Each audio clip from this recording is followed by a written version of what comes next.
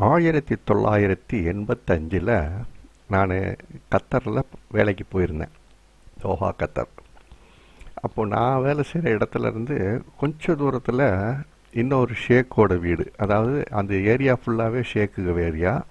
நான் இருந்ததும் ஒரு ஷேக்கு வீடு, இந்த தம்பி இந்த நண்பர் இருந்ததும் ஒரு ஷேக் வீடு. அப்படி இருக்கும்போது அவர் அடிக்கடி நம்ம வீட்டில் வந்து நாங்கள் இருக்கிற வீட்டில் வந்து ஒரு ஈழத்தமிழர் இருப்பார். அவர் பேர் மனோகர். அவரை பார்க்குறதுக்காக வந்தவர் அப்படியே கொஞ்சம் கொஞ்சமாக பழக்கமாகி என்னையும் சந்திக்க வந்தார். ஆள் பார்க்குறதுக்கு வாட்ட சாட்டமாக ஒரு மாதிரி கரடு முரடாக இருப்பார். ஈழத்தமிழர் இல்லையா, அதனால் நல்லா கருப்பாகவும் இருப்பார். அவர் பார்க்குறதுக்கு ஒரு மாதிரி தூரத்துலேருந்து பார்த்தோம்னாக்கா அவர் ஒரு மிரச்சலாக இருக்கும். ஆனால் அவர் பேசினார்னாக்கா பயங்கர நகைச்சுவையாக இருக்கும். அப்படி ஒரு மனிதர் அவர். சில சமயங்களில் அவர் ரொம்ப வித்தியாசமாக சிந்திப்பார். அது நிச்சயமாகவே ரொம்ப வேடிக்கையாகவும் இருக்கும். அதில் நிறையா விஷயமும் இருக்கும். அவர் மனோகரை பார்க்க வந்தாக்கா, மனோகர் இல்லைனாக்கா நேராக நான் வேலை செய்கிற ரூமுக்கு வந்துடுவார். என்கிட்ட உட்காந்து மணிக்கணக்காக கதை அடிச்சுட்டு போவார். அது எப்படி தான் அவங்க வீட்டில் வந்து இவர் சமாளிக்கிறாருன்னு தெரியல. ஆனால் அந்த ஷேக்கு வந்து ரொம்ப, அதாவது அந்த நாட்டினுடைய கவர்மெண்ட்டை ஆள்ற ஷேக்கு அந்த காலத்தில் 1985 சமயத்தில் அந்த ஷேக்குக்கு சமமான அதிகாரம் உள்ள ஒரு பெரிய ஷேக்கு. வயதானவர்னா அவர் தான் மூத்த குடிமகன். அவர் அந்த நாட்டை ஆள்றவங்க இவங்கெல்லாம் மூத்த குடிமக்கள். அவருடைய மனைவிக்கு தான் இவர் டிரைவராக வேலை பார்க்குறாரு. அவர் பேர் சிவராஜா. எதையுமே வந்து ரொம்ப நுணுக்கமாக சிந்திக்கிறவர். படிப்பு பெருசாக ஒன்றும் கிடையாதுனாலும் நல்ல விவரமான ஒரு ஆள் அவர். அவர் என்னுடைய அறைக்கு வந்தாருனாக்கா 2 பேரும் அரட்டை அடிச்சிட்டு இருப்போம். அப்படி ஒரு இது. எங்கள் வீட்டு ஷேக் ஒரு நாள் வந்து பார்த்துட்டு இது யாருன்னு என்கிட்ட கேட்டாங்க. நான் இந்த மாதிரி ஷேக் ஹசன் வீட்டு டிரைவர் அப்படின்னேன். ஓ சரி சரின்னு கம்முன்னு போயிட்டாங்க. ஏன்னா அவர் சொன்ன ஒரு 2-3 நகைச்சுவையான சம்பவத்தை பற்றி நான் இப்போ உங்களுக்கு சொல்கிறேன். முதல்ல ஒரு நாள் திடீர்னு வந்தார் மதியானம். வந்து இன்றைக்கி நான் ரொம்ப சந்தோஷமாக இருக்கேங்க அப்படின்னாரு. என்னங்கன்னு கேட்டேன். இந்த மாதிரி அவர் கிளவின்னு தான் சொல்லுவார், அந்த ஷேக்கோடைய மனைவியை. அது ரொம்ப வயசான பெரியம்மா. அது மாதிரி கிளவி சாப்பாடு கொடுத்து அனுப்பிச்சு அது ஃப்ரெண்டுக்கு.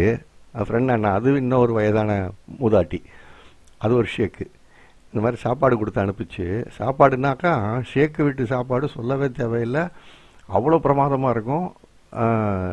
இவர் எடுத்து வண்டியில் காரில் வச்சு பெரிய சட்டியில் போட்டு அனுப்பியிருக்கிறாங்க.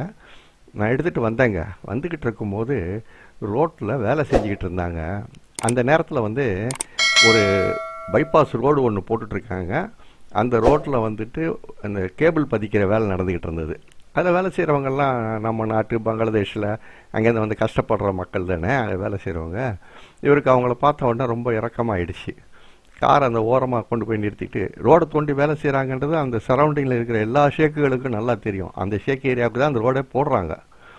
அப்போ இவர் காரை ஓரமாக நிறுத்தி அங்கே வேலை செய்கிறவங்கள்ட்ட கேட்டிருக்காரு, என்னப்பா எல்லோரும் சாப்பிட்டீங்களா அப்படின்னு. அவங்க இல்லைங்க, இனிமேல் தான் சாப்பாடு வர வைக்கணும். இல்லை இன்னொரு முக்கியமான விஷயம் என்னென்னா, கொளுத்துற வெயில் காலம், மே மாதம். வெயில் பற்றி சொல்லவே வேணாம், அப்படி ஒரு வெயில் அடிக்கும். அங்கெல்லாம் 53-54 டிகிரி செல்சியஸ் ரொம்ப சாதாரணமான விஷயம். அதில் வேலை இந்த மாதிரி இனிமேல் தான் சாப்பாடு வரணும், இன்னும் எங்கள் சூப்பர்வைசர் வரல அப்படின்னா.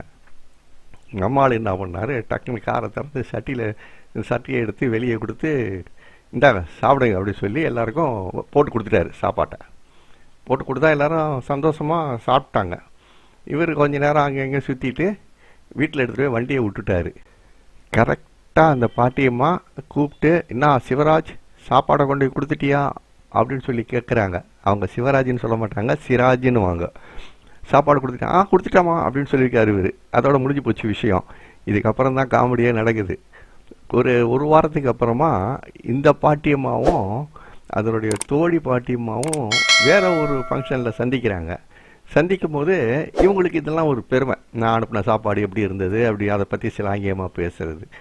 அப்போது அது மாதிரி கேட்கும்போது அவங்க சொல்லியிருக்காங்க, இல்லையே எனக்கு சாப்பாடு எதுவுமே வரலையே அப்படின்னு. அப்போ இந்த பாட்டியம்மா சொல்லியிருக்கிறாங்க, இல்லையே நான் சாப்பாடு அனுப்பி வச்சேனே உனக்கு, அவன் உனக்கு கொடுத்துட்டு வந்தேன்ல என்கிட்ட சொன்னான் அப்படின்னு. இல்லை எனக்கு சாப்பாடு வரலைன்னு அந்த பாட்டியம்மா அழுத்தமாக சொல்லிடுச்சு. வீட்டுக்கு வந்ததும் இந்த பாட்டிமா நம்ம ஆள் சிவராஜை கூப்பிட்டு, நீ என்ன பண்ண, நீ அன்னைக்கு சாப்பாடு கொடுத்தல எடுத்துகிட்டு போனேன்னு சொன்னியே, ஏன் கொண்டு போய் பாட்டிமா கொடுக்கல அப்படின்னு கேட்டார்.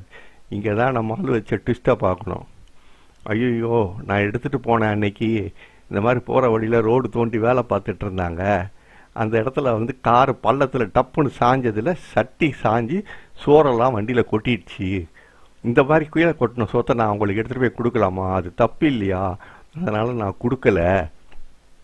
நான் உங்ககிட்ட வந்துட்டு அது மாதிரி சொன்னேன்னாக்கா நீ கோவப்படுவ, உன் பையன்ட்டெல்லாம் சொல்லிடுவ, அவங்க என்ன அடிப்பாங்க. அவங்க பையன் வந்துட்டு அந்த நேரத்தில் கத்தாருக்கு சீஃப் போலீஸ் ஆஃபீஸர், அவர் தான் டிஐஜி மாதிரின்னு வச்சுக்கோங்களேன், அந்த ரேஞ்சுக்கு இருந்தார் அவர். நான் சொல்லி நான் அப்படி பயந்த மாதிரி ஒரு நடிப்பு ஒன்று போட்டு சொன்ன உடனே பாட்டிமா ரொம்ப நம்பிட்டு, சரி சரியே நீ ஒன்றும் வருத்தப்படாத, இனிமேல் இந்த மாதிரி கிட்டாத ரொம்ப கவனமாக பார்த்து வண்டி ஓட்டு அப்படின்னு சொல்லிட்டாங்க.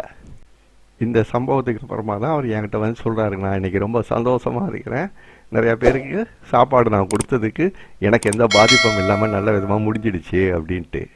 அங்கே நடந்த இன்னொரு சம்பவம், இவர் அந்த வீட்டுக்கு வேலைக்கு போனதுலேருந்து அந்த வீட்டில் உள்ள வேற ஒரு வேலைக்காரன், அந்த வேற ஒரு வேலைக்காரனா வேற ஒரு நாட்டுக்காரன், பேர்லாம் வேண்டாம், அவனுக்கு நம்ம சிவராஜ் மேலே ஒரு தனிப்பட்ட ஒரு கடுப்பு அல்லது ஒரு வெறுப்பு. எப்படியாவது இவனை ஏதாவது பண்ணணுமேனு சொல்லி தொந்தரவு கொடுத்துக்கிட்டே இருந்திருக்கான். நம்மால் வந்து நேரடியாக எதுவும் பண்ண முடியாது, ஏன்னா அவங்க மகனுங்கள்லாம் வந்துட்டு போலீஸ் ஆஃபீஸருங்க இல்லையா, அதனால் எதுவும் வச்சக்கூடாது அப்படின்னு சொல்லிட்டு ரொம்ப அடக்கி வச்சுக்கிட்டே இருந்திருக்காப்புல. நம்மால் பயங்கரமான ஆள், அடிதடினாக்கா ரொம்ப அடக்கி வச்சுட்டு இருந்திருக்காப்புல. அப்போது ஒரு நாள் கொஞ்சம் வாக்குவாதம் நடந்திருக்கு ரெண்டு பேருக்கும் இடையில. அந்த நேரம் பார்த்து நம்ம பாட்டிமாவுடைய மூத்த பையன், அவர் தானே அங்கே இருக்கிற பெரிய ஹை போலீஸ் ஆஃபீஸரு, பார்த்துட்டு என்னடா விஷயம், என்ன ரெண்டு பேரும் சண்டை போடுறீங்கன்னு. இல்லை இந்த மாதிரின்னு ஆளுக்கு ஒவ்வொன்றும் சொல்லியிருக்காங்க. நம்ம ஆளுக்கு வந்த புதுசு இல்லையா, அரபியும் சரியாக தெரியாது, இங்கிலீஷும் தெரியாது, ஏதோ சொல்லி சமாளிச்சிருக்காப்புல. அப்போ அவர் என்ன பண்ணியிருக்காரு, சரி நான் ஆஃபீஸ் போயிட்டுருக்கேன், போயிட்டு வர்றேன், சாயந்தரம் நம்ம சந்திப்போம் அப்படின்ட்டு போயிட்டாரு. சாயந்தரம் வந்ததும் வீட்டுக்கு வந்ததும் நம்ம ஆள் காத்துக்கிட்டு இருக்காரு, யார் சிவராஜ். வந்ததும் கூப்பிடுறாரு இவரையும் அந்த இன்னொருத்தனையும் கூப்பிட்டு, என்னடா அவங்க ரெண்டு பேருக்கு பிரச்சனை, சரி சும்மா அப்படி சில்லறையெல்லாம் சண்டை போடக்கூடாது, நான் இங்கே இருக்கிறேன் உட்காந்துருக்கேன்னு சொல்லிட்டு சேரை போட்டு உட்காந்துட்டு, ரெண்டு பேரும் சண்டை போடுங்கடா, யார் ஜெயிக்கிறீங்கன்னு பார்ப்போம், ஜெயிக்கிறவன் அடுத்தவன் ஜெயிக்கிறவன் சொல்கிறத அடுத்தவன் கேட்கணும், அதனால் ரெண்டு பேரும் அடிச்சிங்கடான்னு நம்மால் சிவராஜ் என்கிட்ட சொல்கிறாரு. அவன் மேலே நான் இருந்த கடுப்புக்கும் கோபத்துக்கும் வச்சு செம்மையாக வாங்குன்னு வாங்கிட்டான். அவன் நினச்சி கூட பார்க்கல என்னை வந்து நான் இந்த மாதிரி அடிப்பேன்னு. சரியான அடிச்சேன்னா அவன் ஒரு மாதிரி கிருகிறது கீழே விழுந்துட்டான். அப்போ நம்ம ஷேக்கு சொன்னார், இது பாரு, சரி போதும் நிப்பாட்டுங்க, சண்டையெல்லாம் வேணாம், இனிமேல் எல்லாம் அமைதியாக இருக்கணும், ஒருத்தருக்கு ஒருத்தர் ஒத்து போகணும் அப்படின்னு சொல்லி அட்வைஸ் பண்ணி விட்டார். நம்ம ஆளுக்கு ரொம்ப திருப்தி, இவ்வளோ நாள் நம்மளை கடுப்பு விட்டுட்டு இருந்தவனை ஒரு தாக்கி நிமித்திட்டோம் அப்படின்ட்டு. அதோட அந்த சம்பவம் முடியுது. சிவராஜா பற்றி சொல்கிறதுக்கு இன்னும் சில தகவல்கள் இருக்குது, அதை நான் அடுத்த வீடியோவில் உங்களுக்கு சொல்கிறேன், இன்னும் சுவாரஸ்யமாகவும் இருக்கும்.